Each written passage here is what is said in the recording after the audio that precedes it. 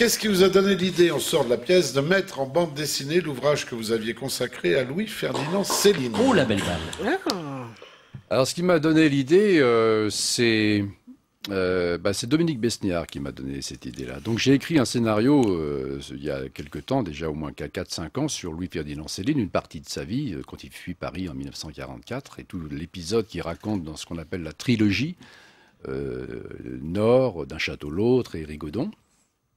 Et comme j'ai eu beaucoup de mal à monter ce film financièrement, je me suis dit que l'intérêt peut-être pour montrer aux producteurs le storyboard, en quelque sorte, l'image, donc que j'allais réaliser une bande dessinée d'après mon scénario, qui me permettrait d'avancer un peu d'un pion pour pouvoir essayer de les convaincre que mon Vous avez projet... consulté Fabrice Lucchini, qui en ce moment refait un spectacle sur Céline.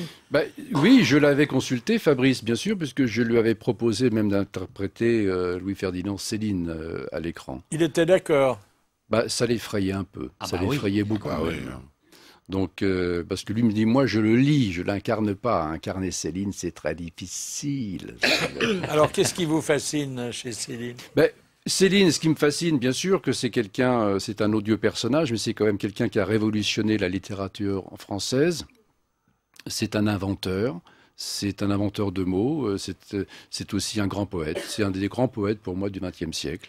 C'est un provocateur, c'est un illuminé, mais c'est en même temps quelqu'un qui a... C'est quelqu'un qui a souffert toute sa vie. J'ai écrit un bouquin d'ailleurs il y a 2 ans sur lui. J'ai imaginé un dialogue comme s'il était encore vivant aujourd'hui et qui pouvait répondre à ce qui se passait aujourd'hui. Donc j'ai écrit ce livre qui s'appelle Céline même pas mort. Et c'est assez marrant, et je parle d'ailleurs des grosses têtes dedans. Non.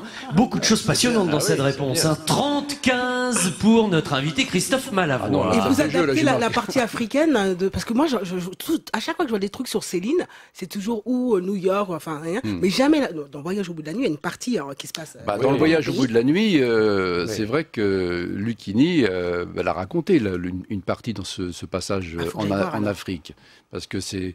Et sinon, elle fait partie du Voyage au bout de la nuit. Oui, mais le Voyage au bout de la nuit, l'adaptation du Voyage au bout de la nuit, ça a été tenté par Fellini, par Audiard.